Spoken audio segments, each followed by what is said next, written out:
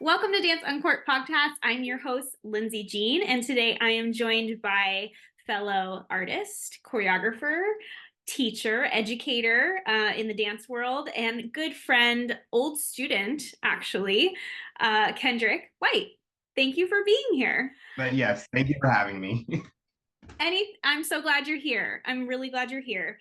Um, Before we get talking about dance, I want to talk about what we are enjoying as our beverage today. So we have the fun game again, because you're on the East Coast and I'm on the West Coast, to play like, can we find the same wine or not? And not was the answer for this. However, what we did come up with was let's do a cava brute of some sort. So let's talk about what cava is and where it's from. Cava is actually the Spanish word for cave or cellar.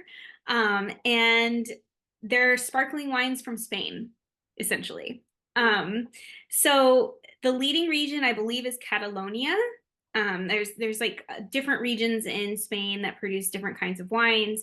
And cavas are actually relatively new to wine history. So cavas have only been around actually for like 200 years, which is not actually a long time in the span of how long you know wine has been in existence as a practice, as an industry. It's only 200 years that we've seen cava kind of pop up as this thing.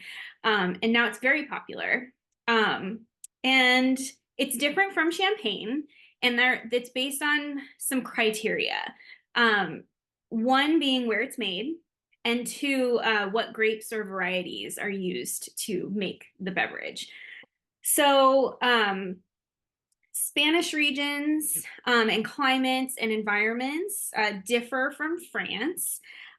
So cava is said to actually be lighter, smoother, and less acidic than a champagne or a sparkling wine. So it can only be called champagne. I think I mentioned this in a previous episode when I had bubbles with somebody else. You can only call it champagne if it's actually made in Champagne, France.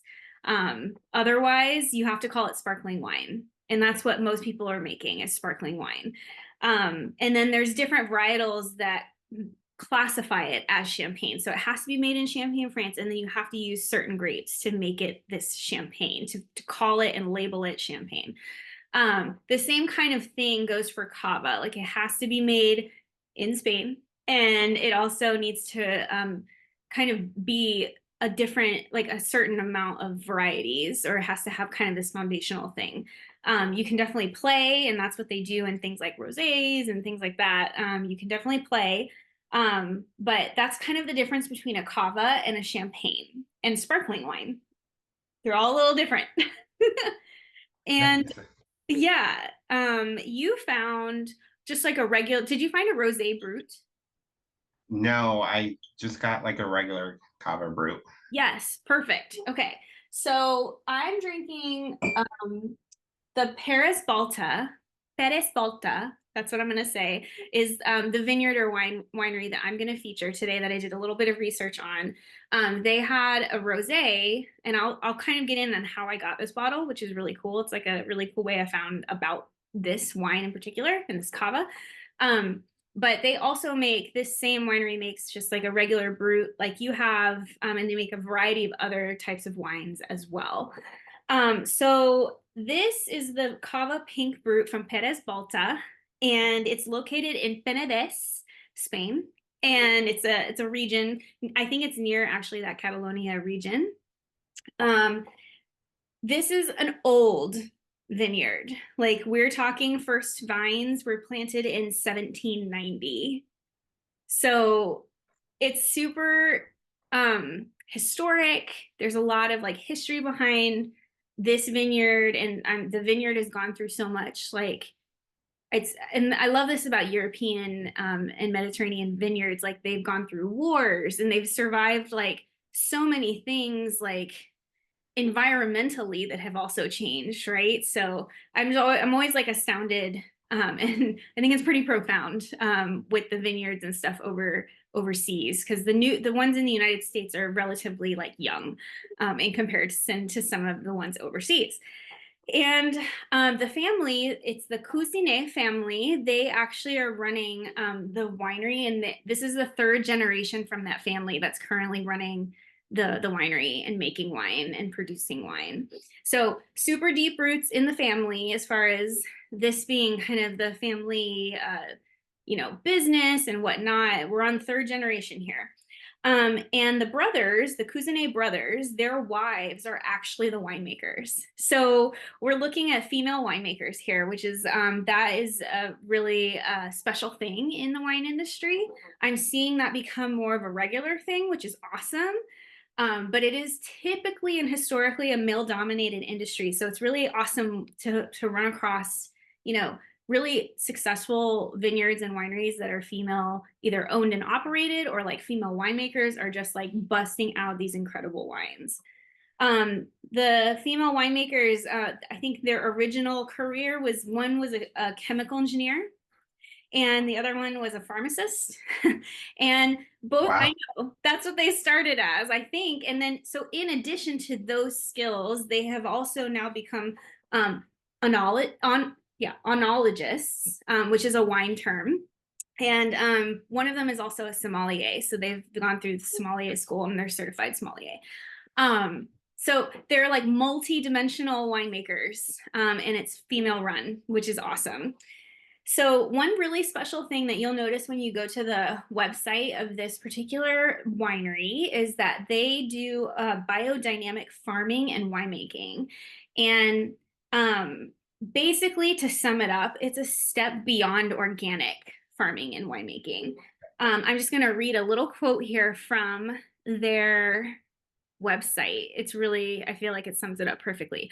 Biodynamic agriculture is a holistic approach to agriculture in which vitality is the priority. The vineyard is seen as an organism in which plants, animals, and humans are integrated together, forming a whole and helping each other to grow stronger and more vital. So they base it off of a guy who kind of created this farming or started doing lectures in this farming, Rudolf Steiner, in 1924. So they actually, like, on their website, you can find a lot of information about the biodynamic farming and what that means. And like, it's just really cool. It's very different. I mean, I know a lot of vineyards are doing this, but it's actually really hard to do winemaking like this because you have to go that extra step, where you could just kind of like take the faster route with like additives or whatnot. It's kind of like food Yeah. processing.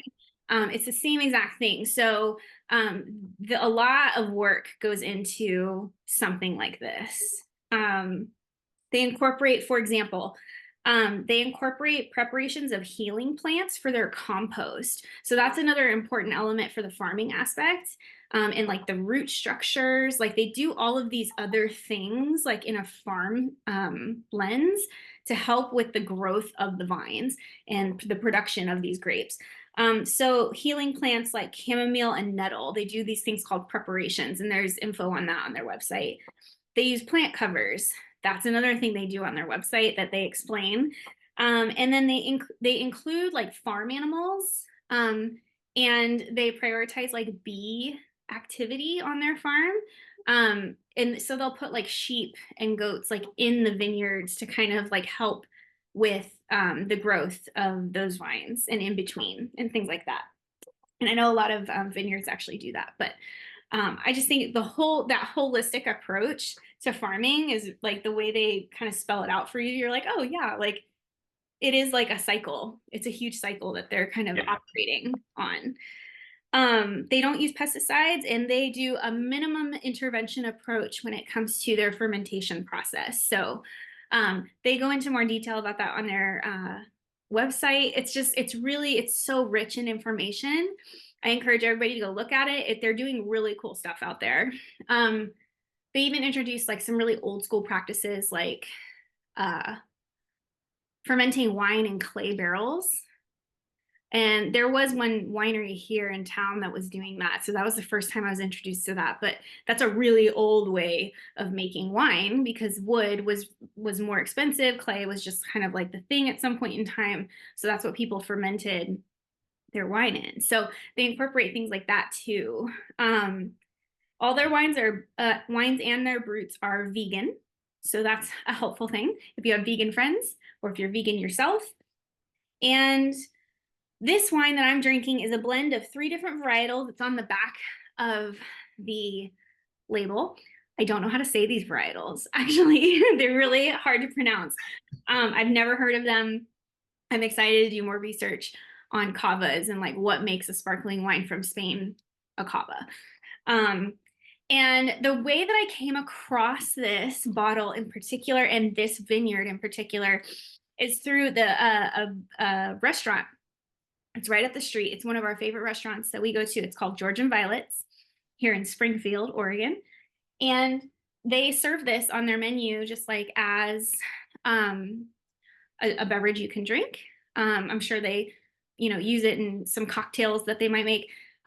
But my favorite way they serve this, and I get it almost every time I go, is they have a cava dessert. So what they do is they take a bigger coupe champagne glass and they fill it with the cava, this rosé cava, and then they take a raspberry sorbet that's house made and they plop a dollop in the middle. So, and then that's your dessert. You had me at sorbet, like I'm in 100%. Well, and a husband and wife, Katie and Andrew, own and operate George and Violet's. Katie makes all of the sorbets and ice creams. Like she makes them in-house. All different kind of flavors. But the raspberry sorbet is kind of a staple of theirs, and that's always on the menu, and that's always what's in the cava dessert. So that's my go-to dessert every time I go. It's like a perfect way to end the night. I love it. So you can play with cava. Like it can be consumed by itself. A lot of people use cava as desserts. Even though it's like a drier, you can sweeten it up with something like a sorbet, and then it turns into kind of like a mini slushy by the end of, you consuming it. It's perfect. It's perfect. So, how many can you tell on the back of your bottle, like how many varietals are in yours? Let's see. It should have like percentages. I don't think it tells me. Yeah, I noticed that these labels are not as robust as like some American wine labels. Like a lot of times winemakers go into like full detail on the back of the thing about what's in it or how it was produced. And I think that's like regulatory, probably a lot of it. But I did notice that. I was like, oh, I don't get much information here. Okay. But yeah, like I said, mine's a variety of 3 different things. And one of them, I'm assuming, is like a red based grape because it's a rosé. So they had to kind of extract a lot of Spanish cavas, or any rosé that from Spain, they use Grenache a lot. I think you can grow that one in Spain quite a bit. So Grenache is usually the grape of choice making a rosé from Spain. But it should be, what did they say? So cavas are supposed to be light and smooth and a little less acidic. So cheers, Kendrick. Thanks for being here. Cheers. All right, let's try.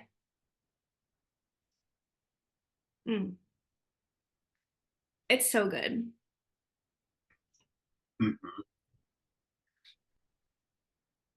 I like this one. It's my first time trying it, but yeah. I think acidic is definitely not a word I would use to describe this. It almost, and this isn't in a bad way, like it's not acidic because it's bitter. Like there's like a little like bitter earthiness to the tang of this like sparkling wine. I don't know if I'm describing it that well.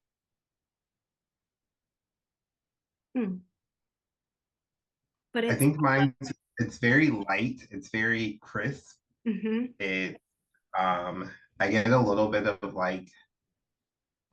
that apple. Okay. I know. I love. Yeah.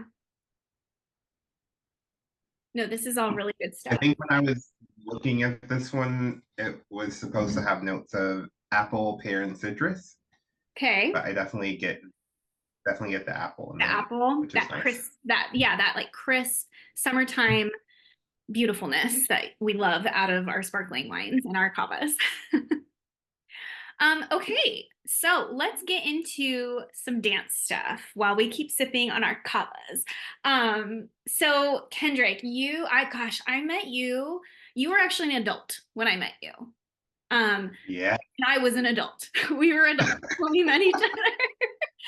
Which isn't the case. Like, oh, for a lot of the guests that have been on this season, a lot of the students that I've interviewed so far, they started with me when they were very young, and then they kind of grew up into who they are now. Where our story is a little bit different. You started as an adult into dance, I believe, and Yes. we met at a workshop that I was doing at a different studio at the time. I was kind of like teaching at a couple different places that were really close by.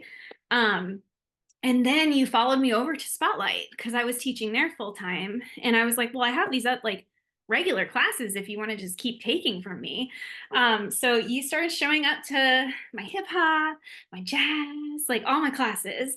And I loved every minute of it. You were a wonderful adult student to have. And there were a couple of you that were like my ride or dies that stuck with me through a lot of those years. And so tell me about your intro into dance and just kind of give a brief overview of like what your dance career has looked like thus far and then what you're doing now.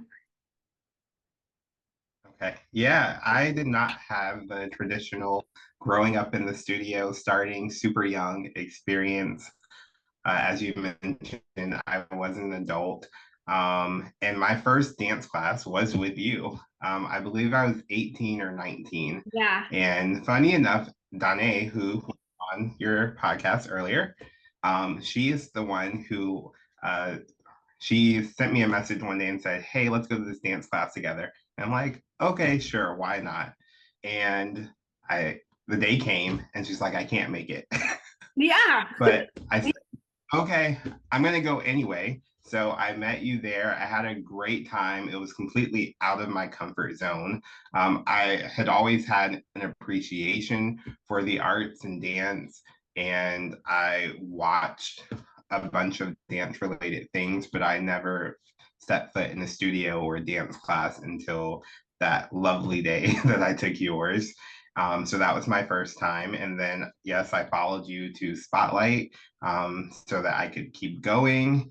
And I believe right at that time, the schedule was changing because you had a boatload of classes that you were teaching.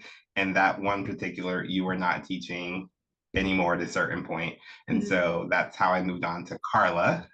Yes. And you said you're going to be in good hands. So keep taking classes, keep coming. And so I just kept doing that for a while. And then eventually, I think either that class didn't happen one day or something like that. And then Peter Anthony at the window says, "Well, why don't you go hop into this class? Why not? You're already here." And I Mhm. said, "I've never done that." He says, "You'll be fine." That is a classic Peter line. Well, you're already here. You might as well. He always said that's how he hooked, line, and sunk so many people. Yes, Peter He Anthony for is the a win on that one. master at so many things, and that is one of them. And so, of course, I agreed, and that was my introduction to lyrical and Debbie's class, Yes. which I continued doing. So at that point, I just started adding it into my rotation. I'd come for hip hop, I'd come for lyrical, and then eventually I made my way back to your class. And it was your Thursday night, as Yeah. we referred to Twisted Thursday. And you were doing a rotation, I believe, Mhm. of 2 weeks of hip hop, 2 weeks of jazz, and then like 2 weeks of contemporary lyrical. Mhm. And so I would show up for 2 weeks of hip hop and then disappear for a month and then come back because I think it was your advanced class. And the Yep. only thing I could hang in was hip hop. I just started like lyrical. I don't even think I'd gone to a ballet class at that point. Yeah. Um, so I kept doing that for a while. And then eventually I decided to jump into like your advanced jazz class, I believe, Mhm. and stood in the back corner and fumbled around, just flailing. I felt like I'm like, I have no idea what this is. You're like, oh, we're gonna do flying and falling. I'm like, where are we falling to? And but it was so much fun. And it was such a great environment, which everything at Spotlight is, that I enjoyed it and I just wanted to keep doing it. So at that point, I'm like, I want to keep taking classes. I jumped into a ballet class. I just wanted to learn and soak up everything. So I did that for a good time. At a certain point, I was taking like 8, 10 classes a week. Yeah.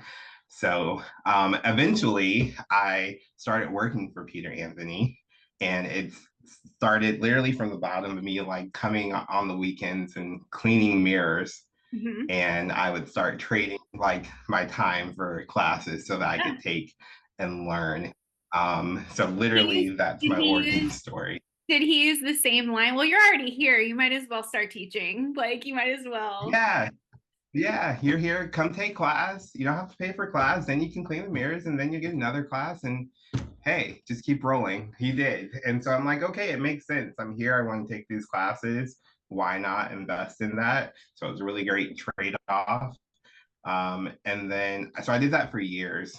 Mhm. And I started, like I said, I kept working for him. And then I believe a couple of years later, around maybe 2013 or 14, I started subbing some classes and assisting because there was a very specific progression that Peter Anthony laid out for me. Yes. So Yeah. I subbed like Carla's classes. And then once I finished that for like a whole year, and I said, okay, I think I'm good. He's like, great. Now you can come assist me. So then I subbed or I assisted in his classes. And then one day someone was out, and so my time came to sub a class, and it went really well. And so I did a couple more times. And then I believe it was maybe December 2014. I was doing like my office duties, and Miss Margaret came over to me and she said, hey, are you ready for a class? And I'm like, sure, okay. And that was the conversation. Yeah. That sounds So about right. Yeah. yeah, so January, I think that would have been 2015. I came back with I don't know, Tuesday or Thursday hip hop class, and I just kept persisting at that. And then there was a need for a second, and then two turned to three, and then three turned to four, and And then they we got just you. kept on. They Yeah, got you. Yeah. I'm there and I'm teaching 4 or 5 days a week, and the other time I'm assisting either running office or there for auditions, opening, closing, that whole thing. So I had both roles Yeah. in being able to do that. So I taught for a long time, and I did some other jobs here and there throughout and booked some gigs, and it was really great. I recently stopped Okay. teaching. I say I retired, but it was about a good 10-year stint there at my time being at Spotlight. And it was really great to experience that and be amongst you guys. My OG, I always say the OG teachers. There Yes. are not, after that, there were not very many who were, there for that long. Yeah. So it was really amazing for me to be able to train under you guys, Teresa, Carla, you, Peter, and Margaret, and then move on to be able to teach and kind of keep going. I think Lisa and I were kind of like those last two Yeah. OGs standing. Yes. It was really, really great. So I loved it. But yeah, I stopped teaching recently, about a year ago. But I still am involved in dance. It never truly goes away. Um, Sometimes something may come up and I'll do that, or I can teach a pop up. Currently, I'm the company manager for a local dance company here in Orlando, Florida called SGP Movement. So my weeks are still filled with dance. I'm there kind of back end administrative. But I did actually just choreograph for a piece for, not just choreograph, but I did choreograph a piece for our show. And that just happened a couple weeks ago, our first show, which was sold out, by the way. So that was awesome. That's So amazing. it's still here, it's still a part of my life. I do have that. I'm just not teaching weekly. You're not teaching 17 classes a week like you used to. Yeah. Yeah. Same. I'm not doing that right now. Exactly. Well, that's amazing. Yeah. I love that you're still involved in dance in some way, or like dance is still part of your life and you still get to choreograph. I mean, it's really, I think I've said this in other episodes too, like Spotlight set the bar really high. So it's really hard to like continue on elsewhere because you're constantly kind of like comparing it to this like standard Yeah. way up here. Um, and at no fault to the other places, right? It's just the Right. experience you got to have was so special. It's hard to kind of find that exactly the way you want it again. So it is really nice Yeah. to teach on your terms, where you want to, when you want to, and how frequently you want to, just because Right. you're kind of like, well, like I know it's not going to be like Spotlight, so let's make the best of it maybe in these other ways, where you can Yeah. contribute to someone's dance education without being a full-time instructor. So there is a lot of like greatness Right. in that too. I at least I've found over the last like Yeah. decade. No, for sure. I would absolutely agree with that. And exactly what you said did play a part in my decision to ultimately stop teaching, on a consistent basis because I just had such an amazing experience. And Spotlight is all that I knew from the time that I was 18 Yeah. until now. I spent my adult life at Spotlight. I lived there multiple days a week for 10 years. So it was just such a unique and like wonderful experience that I felt at the end. I felt good about my decision to, stop here. I didn't want to go move on to a different studio. It just didn't feel the same. Even though there are some amazing studios here, it's Spotlight, it's just its own thing. You can't like duplicate that. Yeah. No, totally. I completely agree with you. Um, So, in your time with Spotlight and through your dance training, which is, quote unquote non-traditional, people would often say probably that and agree that you started late in life, like whatever that means. In studio dance education, you typically start really early and you just never stop. But I'm really excited that you agree to do this because you are not like you're not the minority here with that story. I feel like there's actually a lot of really good, great dancers and artists that have this background. Like it actually doesn't start in a studio. That is not the end all be all of dance education. Yeah. Like, it can come from anywhere, and a lot of times it's just right place, right time. And you learn from the peers around you or something that interests you. So I was really happy you agreed to do this because your lens is different. And I have a couple of other people, a couple of other students and colleagues that are going to be on this season that, may have a similar story or a listener that can relate to this just because like, and I know sometimes it can feel, you can feel different because you didn't start a certain way. But that doesn't mean you can't be a teacher, be the director of a company. Like you're doing everything that a trained dancer from 3 years old could do as well. So the possibilities are endless, and there's not a prescription to a dance education. So I'm really happy that you're here and that you wanted to do this with me. Um, in that time, what are some dance superpowers that you think you were able to gain that have really helped you throughout that career, like at times at Spotlight and all the other kind of side gigs you were doing and stuff like that? Because, we're dancers. We have a million jobs also at the same time. So, in the other little side things you were doing, what were these dance superpowers that really resonated with you and showed up for you? Even now with what you're doing to make you feel really successful. Yeah, man, there are so many. And especially because I got to do so many things while I was there, whether it was being a student, teaching, choreographing, performing, working alongside Peter. There's just so many. But I'd say one of those things, along the lines of not taking the traditional route or being different or having, aspects like that, being a plus size dancer, all of those things, and kind of being the underdog or not necessarily being perceived as good enough or feeling good enough. I think dance and spotlight and that entire environment kind of strengthened that for me and my confidence and just knowing that I can show up and do the work and accomplish something.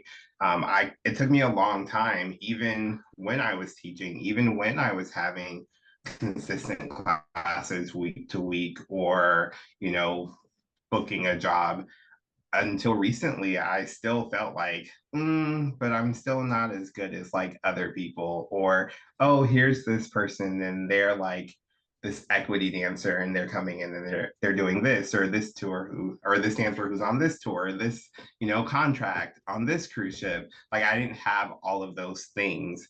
I just showed up and it kind of was right place, right time. And I also put in the work, to kind of build my skills and learn. And I just kind of had a love for it. But kind of battling those feelings has really helped me, kind of learn and overcome. And I use that in any job that I'm doing, whether it's dance related. If I'm going into a new project, I kind of have a sense of I can show up, I can put in the work, and I can be successful. And I am, worthy enough to do that because of all the experiences that I've had throughout dance and at Spotlight. I'd say that's probably one of the big ones for me. I feel like so confidence has come up multiple times in multiple seasons, right?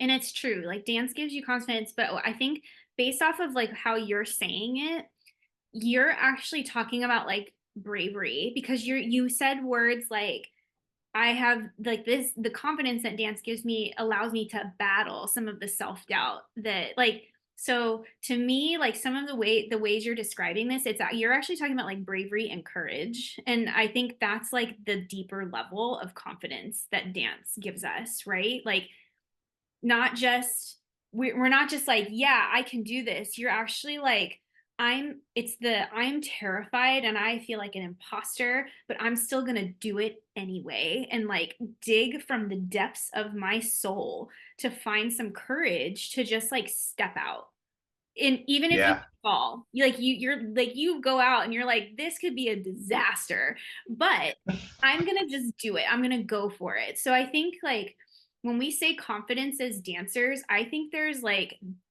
deeper levels of that that we should talk about more and it's like bravery and it's courage and it's the willingness to be vulnerable even if Yeah. you feel like an imposter. Yeah. No, that like perfectly sums it up. It's constantly putting yourself out there. And, as teachers, and especially teachers with adults, so I also have that, different layer of experience. I did teach kids, but that wasn't the primary, Mhm. focus of, or my primary group. Yeah. So I have to walk into a room, put myself out there to complete strangers from anywhere in the world. Peers, and peers too. and Peers. peers, yeah. Mhm. So like you show up in a class and so one day I had Debbie and Miles In your show up class? to class both together, and I'm like, Ooh. So Miles, okay, just for listener contact, Miles was both of our instructors. Like I did a lot of my jazz work that came from Miles. Like Miles did a Miles jazz dance dump on me and like it filtered through me and that's what I carried through. Like his legacy was through my classes also. Like after he kind of did his little retirement. He never really retired like ever. He still hasn't. But um Miles, we see you. But I think yeah, like your peers is a big thing. And when your mentors also show up to your class, like what? That is a total like judo mind trick on you. It's all, Yeah. it's like, it's so wonderful, but almost cruel at the same time because you're just like, I don't know how I feel about this right now. And I'm pretty sure that has also happened to me at some point in time. Okay, so tell me the story about when Debbie and Miles showed up to your class. Oh man, I believe I was teaching an intermediate hip hop class, Okay. and I think Debbie sent me a message, and it wasn't the first time that she came to my class, but she sent me a message and said, "Hey, I think I'm gonna come to your class." I'm like, "Okay, sure." Um, what I didn't know is that Miles was coming too. And so I taught this class, and they're there just in the room, and there's a mirror in front of you, obviously, and so every few minutes, I just felt like I'm looking, and I'm like, wow, they're like really standing here. And at the same time, I also have Peter Anthony walking by. Mhm. Yeah. So I think I'm in 3-4 at this point. So I'm in the big room and he's just walking by. And occasionally, either him or Miss Margaret will like stand there and just look. And I can see out the side of my eye. So I have them just, watching. And then I have Debbie and Miles. And it was so fun. I mean, I wasn't like completely new at that point. So like I could like run my class, but inside I'm like slightly terrified, even though they're just having fun. But there's Yeah. always just that little bit of like pressure and scare that's Yeah. like, I hope they like No, this. I think you have like an extra bit of superpower when it comes to like the confidence to not just teach, but like teach your peers. I think that is a really big one because that is very like it's one thing to teach little kids who just kind of like um, are there because they have to be or because they're told and like they need to do what the teacher says type thing. Like there's this like establishment, right? For children under the age of 18. But when you get Yeah, to adults, there's a different expectation and there's a different kind of service that you're providing. There's different expectations on both ends, right? Because they're coming and they're paying to take that class.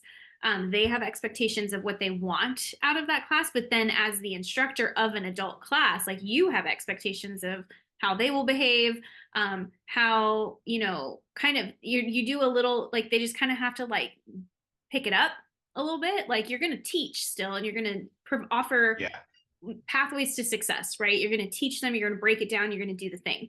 But as an adult, you also have responsibility to kind of be there, and it's a reciprocal thing.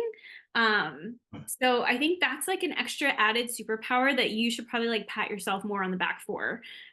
Is like like you didn't just start teaching, like you when you started teaching, you were teaching your peers, which is like 10 times harder than teaching. yeah. I don't know, maybe some other people disagree with me on that. Like teaching kids is not also a walk in the park sometimes, No, but just the way you started with like um you know that 10-year lineage of you from start to finish, and then like your first real teaching thing is like an adult class, which I think yeah. that's like notable. Like It's like check, it's I did that. slightly, yeah, no, when I think back on it, I realize that because it is hard to walk into a room with adults of and so I taught primarily beginner classes. So not only adults, but beginner. So, if you get an advanced class, they're coming in with some experience and they're just going to take what you throw at them.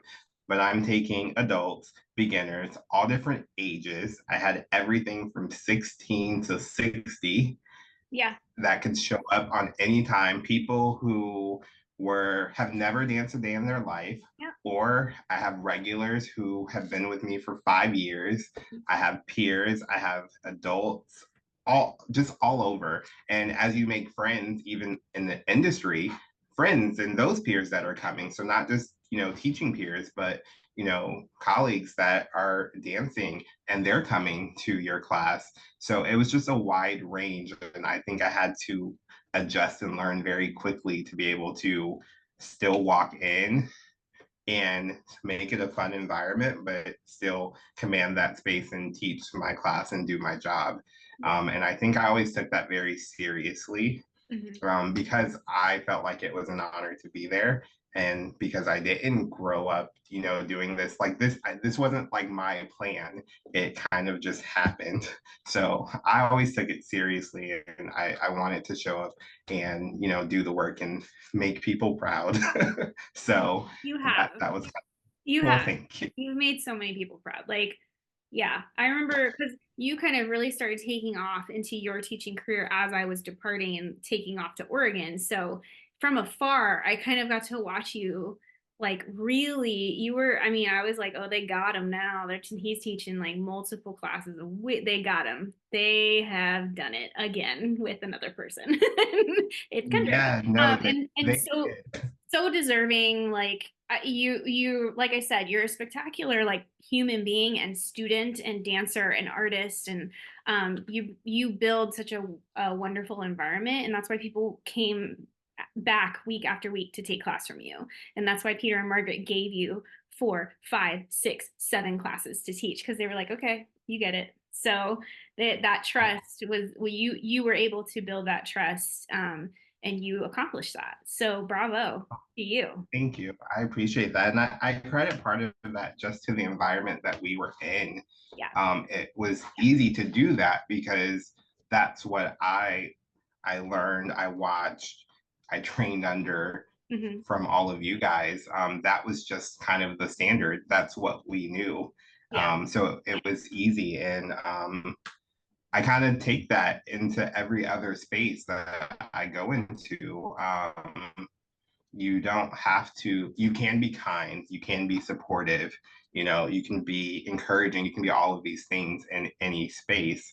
A lot of times you'll hear about, yes, there's a toughness and a strictness to dance and the industry, and you'll hear about, especially like in your adult professional, Hmm. where maybe this person's not so nice, or I didn't feel comfortable in this class, or something like that. And I always kept how we were kind of brought up and raised, so to speak, in the Yeah. spotlight as in the back of my mind. And that's how I led with in my classes, and that's what I led with in every other opportunity and space I or room I ever went in. So that was a big plus for me. I love that. That's like a superpower. I don't know if that was one of your superpowers, but like that's one right there, is to like you can lead with kindness in any space that you enter. And you can learn from the environment, from your dance experiences that they gave you into these other places. Like you can replicate what that is, even Yeah, if it has nothing to do with dance. Like you can bring and create that environment somewhere. So I think that's a superpower. I don't know if it was on your list. I don't think it was on my list. Teaching and communication was, which kind of folds Hmm. into that, like how I learned to teach and how I learned to communicate, through dance and through my classes. I had a love for it. I would sit in the studio after I've taught, and I just watch other people teach. Like Mm. I would sit there. I'm not in the room. I'm just in the lobby, sitting there for an hour and 15, hour and a half, watching, someone else's process or the way that they teach, just because, I loved it. But learning how to teach and communicate in the style and manner that you want to teach in that kind of supportive way, I learned and honed through that. And so it's allowed me to be able to effectively communicate and teach and create that same environment in other places. So I guess that was kind of the segue to the teaching and Nice. communication superpower. Yeah. The environment. Yeah. I think that's an underrated superpower, is like, it's one of those things. Like I think the same trigger words are popping up in these episodes, and communication, or like how to communicate, is one of those. But like what you just pulled back, you pulled back the layer of communication, that and you went into like, actually what I mean is like I can replicate, and through my communication and the way that I teach, I can create an environment anywhere I go that was similar to the experiences that I had at Spotlight that made me want to go back every single day and spend hours there and not leave. And I think that's like those little nuggets, that's the research that I'm loving right now, because I think we get we get muddied, or like we kind of like get glazed over by these like generic words, and I'm like, no, no, no, like it's deeper than that. It's so deeper than that, and we all know it, but we just don't know, like we don't talk about this stuff. So Yeah. and young people don't talk about this stuff too, and I'm interested to like have them start thinking about these things like sooner, like when Yeah. if an 18-year-old ready to jump into either college or a professional dance career, or any other career after what they're doing, like anytime that a young person's in a pivotal moment of taking a professional leap, like reading these things, and uncovering a bit the generic like statements of what dance can do for somebody, like it's actually like I think it's profound what dance does, for people. Yeah. And it's more than, we say one word, but it's like an iceberg. There's all this other stuff underneath that you only see confidence, right? We're actually talking Yeah. about bravery, courage, all these other things. So I think you peeled that back really nicely. What other superpower do you have? My attention to detail, Mm, um, my level of preparation, and learning how to pivot and recover mm, are probably some really good ones. I've always had a natural, like, really good level of attention to detail, but that and kind of dances allowed me to like tap into both sides of my brain. mm, So you're usually like either very analytical or you have that creative brain. And because I have both like my corporate and business side, and I also have dance, I get to like use both of those. mhm, So that and my attention to detail and how I see things is something that I've honed through, teaching and choreographing and how I hear things and, sequences. Those are all skills that like I use, and being prepared, not only being prepared to show up to class and to teach. I was always one where I don't like to be like stuck. I want to know what I'm doing. And also because I did, like I said, it was always an honor for me that people show up and they pay money to take class with me. So the least I can do is meet them with preparation, for what we're about to do. So yeah. that was a big thing for me. And I take that into other, projects that I work on. If I'm on set, if I'm doing a video, like everything is prepared and I honor people's time and the space and whatever we're doing. So I take that from dance too. And just learning how to pivot and recover was huge because things can go wrong all the time, whether you're on stage and your music is stopping, or you're teaching and you forget your choreography, or something throws you off. I just learned how to think on my feet and not let whatever that is stop me. And I use that at work if I'm in a situation I need to figure out. I think overall it's made me be more solution oriented Mm, rather than focusing on whatever the problem or the issue is. I can see it. I can see big picture. mhm. I can think and be analytical, but then I can also focus on all the little details. I prepare and then I can execute and then recover if I need to. And all that string of things is all from, me teaching and being in dance and all of that. If you said that in an interview, I would hire you on the spot. Like I would be like, "You're everything I need. Like you're gonna come prepared. You're gonna pay attention to detail. You're going to do the work, and you respect other people in the process. And then you're not gonna flail if we have to change direction. Like you just, I love the word recover that you used. I think we haven't heard that on the podcast yet, and I think recover is a great way to explain it, because it's a very big dance word, right? Like that's a dance word, Mhm. um in many different styles, but in real life too, like you have to kind of like pivot and recover. Like you have to find a way to heal Yeah. or to like bounce back um, from something that shakes you or something that didn't necessarily go your way or something unexpected. Like you have to, I love that word. So I think that's a Yeah. word we need to start using more as dancers and how we Yeah. tell ourselves. Like I can not just like pivot, and I like that you use them together. Like I can pivot and then I can recover because with a change, it isn't always Yeah. like it doesn't always have it's not a puppies and rainbows road after the pivot, right? Like usually it's Yeah. bumpy. So Yeah. pivot, you make the change, you like mull through the turbulence, and then you recover after that. And I Yeah. think I'm putting on my safety nerd hat. Like we always talk about, it's not just about responding to an incident. Like you should always be thinking about the recovery as well, and the resilience that you'll have after an incident occurs. Like how will you rebuild? How will you recover from something that totally changed you, or changed the infrastructure Yeah. of whatever you're doing, or the infrastructure of what your city looks like. Like if there's an earthquake, Right. like how do you recover from that? Yeah. What's your recovery risk here? Um, Yeah. so thank you for using the word recover and then using it also in conjunction with pivot and recover, because I Yeah. think these two go together for sure. They do. I love that word and I use it all the time. And I think people should think about that in so many different ways because whether it's, like you said, something happens and it could be something traumatic, it could be something sad, it could be something you had your hopes up for and it didn't go the way you wanted. Yep.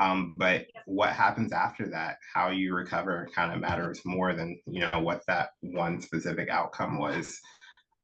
So yeah, I love that one. I think I'm getting flashbacks of when we lost Wilson. And I think the recovery that we had. So for listeners, we had a dear friend, beloved teacher at Spotlight who passed away. I think very soon before a recital one year, like within weeks. And 1 week before. 1 week, it was so soon before that recital. So we were all grinding at that point. We were gearing up. Like we were together a lot at that point because we were gearing up for the show. And then that happened. And the recovery, I think back on how Peter and Margaret handled that with us and for us, and then how we collectively recovered. The show must go on, right? Like that is the mantra of any entertainer, any life thing, right? Yeah. The recovery in that was so well done. I mean, we're never recovered from losing him, right? Like no, none of us, I think, will ever, fully heal from that. But and we all think about him all the time. But I think the Yeah. recovery and how we came together as like a dance family and a studio family, we really just that was just so well done. And it's that Yeah. that recover reminds me of that. Like it's this way to not just like bounce back and ignore what happened, but it's like let's take the experience and the thing that we're doing and the thing that we've experienced together. We got to go through it, and we're just gonna one step at a time. Let's keep going. Yeah. Just keep going. Yeah. That was, I would say that singular event was probably the most important Mm, thing that happened in the trajectory of my life. yeah, Um, we were really close friends, yeah, and you mentioned that was a week before. So not only are we dealing with what's happening, um, I had a piece in that recital with him. yeah, So yeah. I was processing that information.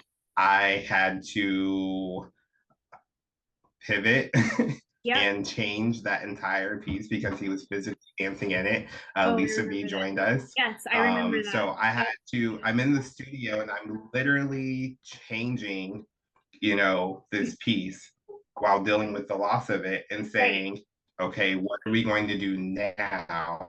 right. Well, and that must have been And so then cool. going on stage. Well, and I think we had to do something similar with the teacher routine because we always did a teacher routine, and he was set to be in it also. But like that piece that you two were in, I can't even like how crazy is that? How crazy was that for you to be changing and reblocking as if someone just got sick, right?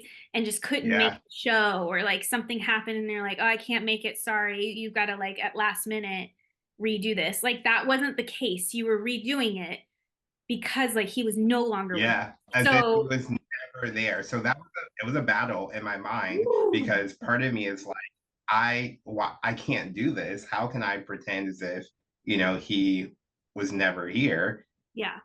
and now I'm changing and then, going on to I remember walking on stage. Hmm. I remember walking off stage Yeah. and I remember you being there. Mm, Everything in between, I don't know. It's that was a blur. I mhm. really don't know how we kind of made it through all of that. Yeah. I did most of that, and even the after recital, just life after that. Mm, I credit a huge chunk of that to Peter and Margaret because they kind of said at that time, I think I was just teaching, or maybe I wasn't teaching. No, I wasn't teaching, and I wasn't working in the studio at that point. I think I had taken a break. He brought me back to the studio. He said, "Hey, I need you to come and do this at the studio on this day for me." Okay. Hey, I need you to sub this. Okay. mhm.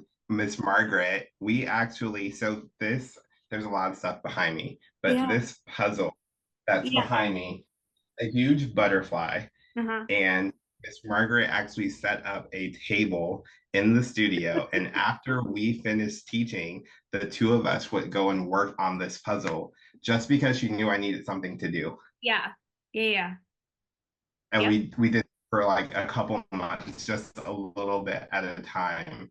Wow. So they really help that environment that we talk about. That support goes beyond just teaching and the job. Like we truly are a family at Spotlight, whether we see each other all the time or Mhm. talk to each other all the time. If we pick up the phone or we need to, talk or text someone, we're all there. And so that helped me throughout that time. And that's how I got into teaching, actually. It was that led Yeah. me. It was kind of me carrying on his legacy Mhm. Yeah. and, kind of what he had taught me. And that's what led me to teaching. So I really wouldn't be here having this conversation. I wouldn't be teaching. I wouldn't have done any of the things I had done, which is really hard Yeah. during it, because how do you reconcile all these amazing things that are happening Mhm. to someone not being here? Yeah. Yeah. It's I mean, that's nature and that's life, right? Like it's not for it's hard. It is not like life is just not easy all the time. And it's really hard to grapple with those things. And that was a huge pivotal moment, I think, for all of us as teachers, as human beings, as a family. Like, how do we get through this? And yeah, like I love that they did, like Margaret did that because, and it's so like telling of how they were so invested in all of us. Like they knew each of us Yeah. special ways and like what we needed in and outside of Yeah. it. Like they were They like, did. okay. They were like Jedi mind readers. Like I had to say nothing to them, and they would sense. Like he'll start joking. The moment he sees me, just because he can sense like where my vibe is. Yeah, Because now that you're teaching or you're having a good day, or not, you're teaching or you're having a bad day, you still have to walk in and do the job. So like he's there, he's giving me like a pep talk and going in. I recall one time where someone came to the studio to take my class, and this happened more than once, and they didn't know that he had passed. yeah, So they're like wanting to talk to me, and this is like way after, and so it's throwing off your game because you're about to go in and yeah. teach. You're And like, so here's Peter yeah. running interference so I can like go away. So just work however you needed them. They were Oh, they were there. they And it really were, here. man. Yeah, that was thank you for using that word and thanks for talking about that. I know that was like a really tough time for all of us and especially you because I know you and Wilson were so close. Um, but like, yeah, he did. I think that whole experience like pushed us to move beyond what we were even capable of. So, Yeah. it's a tragedy that turned into this other lesson for all of us. But Yeah. rest in peace, Wilson. We miss you and we love you. um, what other dance superpowers did you have any more, or was that kind of it? Like, what's your list look like? I did have one more, and that was the other I mentioned kind of earlier, but the other unique thing about my experience at Spotlight is that I also worked for Peter Anthony. Mm-hmm. So I didn't just have, the teaching and choreography experience, but I also got to be side by side with him and assist him in whatever he needed. So running the office, work, auditions, rentals, just kind of learning all the things that he did. And Spotlight was such an entertainment hub. So there were so many things that were going on. And I got to have that firsthand experience. Um, and I did so many things outside of that. So I had a couple of businesses. I took my time there and I branded myself as a dancer and a teacher. And so I thought, okay, I see what we're doing, but like, how do I take this a step further?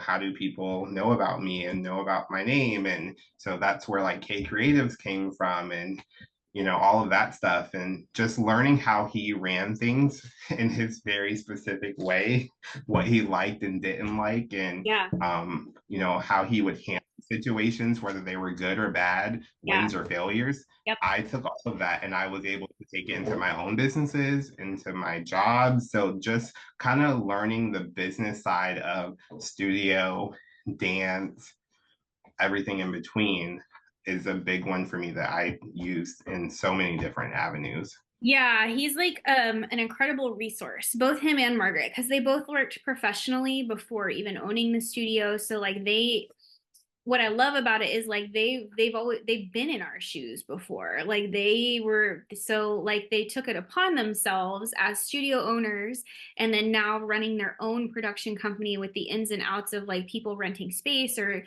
setting up side gigs and contracts and whatnot. They took it upon themselves to be a sounding board for the rest of us. Yeah. To this day, I will call Peter about a gig maybe that I'm offered and like they put it on my court to be like, well, how do you want to be paid? I'll be like, Peter, tell me, tell me about how you would calculate this because I'm Right. thinking this, and this, and this. What am I missing? Like, because he knows he's probably done it. So, um, Yeah. and him and Margaret. Like usually I'll probably text Peter and be like, "Hey, I need to talk to you and Margaret. When's a good time to call you both?" And like it's a dual conversation because they both work so well together. Yeah. Very cohesive. They think very alike when it comes to business stuff. But they fill in the gaps nicely for each other when, like Yeah. they're just a great team. So I think the sounding board aspect of like Peter, Margaret, and helping us along the way and just continuing to be lifelong mentors is something really special about them. And this is, I think, this season, like I've said before to so many of the other guests and past students here, like this is the love letter to Spotlight Dance Center. And I'm so thrilled to, you know, hopefully present this to them. I don't know if they're watching as I go right now.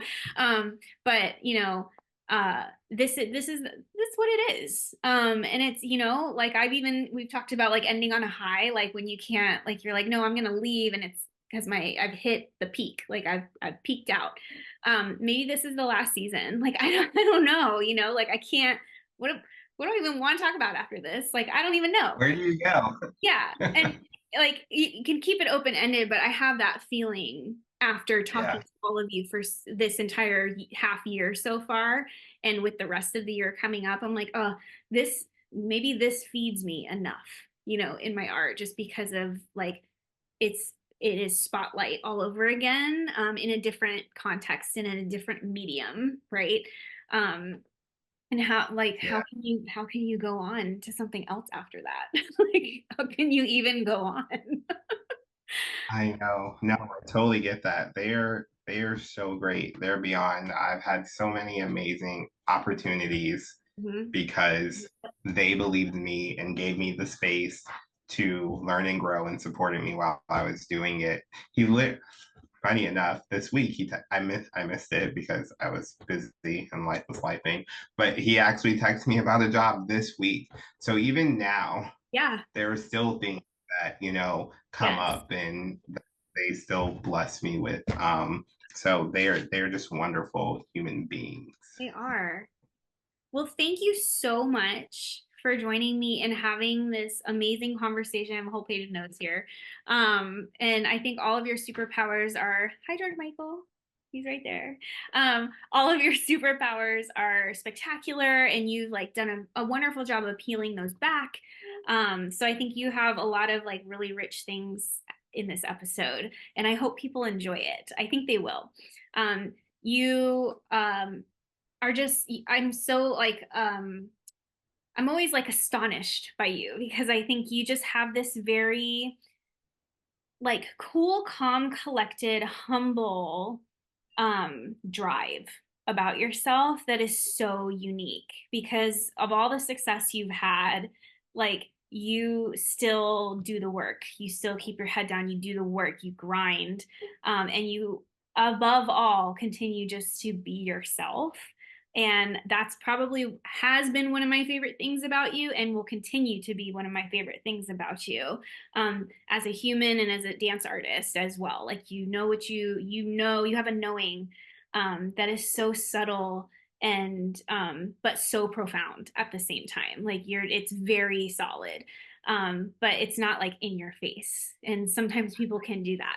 They're like, "This is who I am," and it's like Kendrick has that. It's just not so outwardly all the time. But after this episode, and like I'm sure people can kind of get a glimpse as to what it's like knowing you as a human being. So Oh, well, thank it's you. I a really privilege and an appreciate honor. that. Yeah. So Well, thank you. I credit all of you guys for that, and you played a huge role in my trajectory as well. Like, you were the reason that I came to Spotlight, so you were also a pivotal moment and the first teacher I was exposed to, and my training came from you. So thank you. I wouldn't have done any of these things without you either. All of you guys are like an important and necessary piece to like my story. Yeah. So thank you. Yeah. Agreed. Likewise. I'm still also cracking up that Danae was the one to be like, come to this class. And then she couldn't make it. So you just like went rogue. Yes. Like, all right, I guess I'm going. But it's Anyway, also that workshop. Also, there were so many Spotlight kids there. So if you think Sophia was there. Sophia, Jennifer, Uh, Lauren, Jennifer was Sharon, there. like some of my OG babies were there. Yeah. And it's kind of when I So think all on people it, I didn't know. yeah, when I think back on it now, I'm like, oh no, this all was supposed to happen that way. Like, all those spotlight kids, that spotlight like energy needed to be there, and then you happened to show up, and then it was like, oh no, no, like this, we will all travel together. There's an African proverb that the dance company I'm in, we use a lot, and I think it's applicable to Spotlight and the culture of Spotlight. It's if you want to go fast, go alone. If you want to go far, go together. And that, like, I'm like, that's Spotlight too. Like, that's the exact like method of Spotlight is go together. Come on, we will all go together. Let's go. And Peter and Margaret are always the first ones to be like, come on, like, we got you. We're gonna figure it out. So thank you again. This cava, the cava, Spain. I need to go to Spain now and just drink cava. That sounds lovely. Let's go. We'll make a plan. You have your We'll go passport? together. I Okay. do. Oh, great. Okay, cool. Well, thank you again. And for listeners tuning in, I will link all the information that you heard here about the cava and also Georgian violets and some other things that Kendrick wants to share with the world. I can link those all in the show notes. Until next time, thanks for tuning in. We'll see you next time.